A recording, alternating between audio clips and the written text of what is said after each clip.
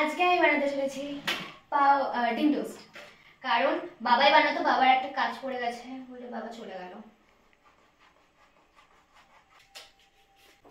এখন আমি ফার্স্টে পাউডারটাকে ছেঁকে নিচ্ছি।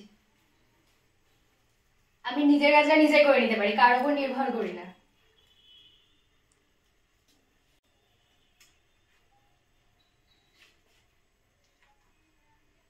বললাম বাবা করে দিক।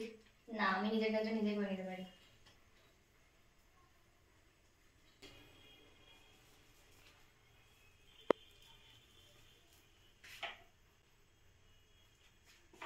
একদম ভালো করে রোস্ট করে নিচ্ছি। আর একটা ডিম দিচ্ছি।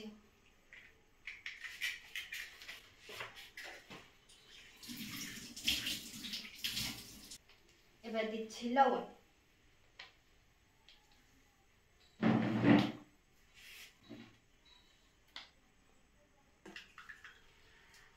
তো তারপরে আমি ভাবলাম যে না, একটুখানি খাই, আমার খুব খেতে ইচ্ছা করছে। বাট বাবা বললো যে বাবার কাজ আছে আর এখনই যেতে হবে সেখানে, সে কারণে আমি নিজে নিজে করে নিলাম।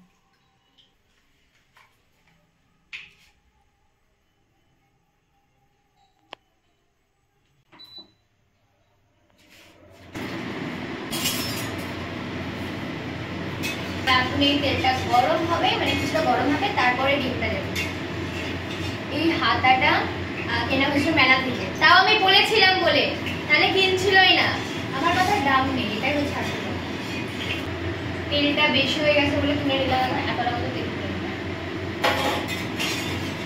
বাবার জন্য এইরকম পাউরুটি আনা হয়েছে, আর মার জন্য হচ্ছে কি যে মিষ্টি যে লাচ্ছা পাউরুটি গুলো হয় গোল, মা ওগুলো খেতে খুব ভালোবাসে, তো ওইটাই বাবা এনে।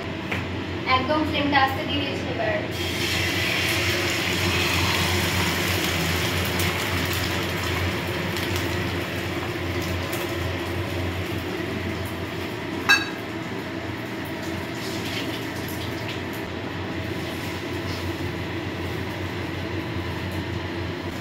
এর আগেও করেছি আমি, বাট সেই সময় ভিডিও করা হয়নি, ভাবলাম আজকে একটুখানি করি ভিডিওটা।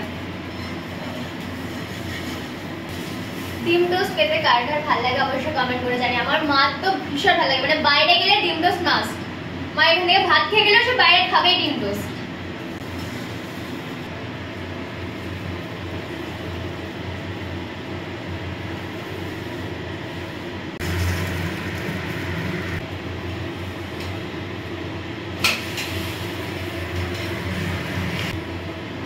এসব পারে।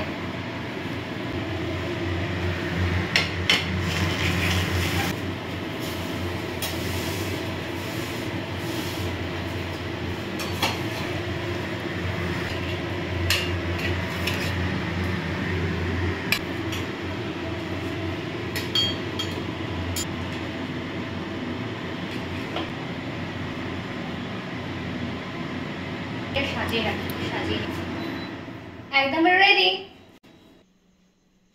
এখন আমি এবার এটা খাবো।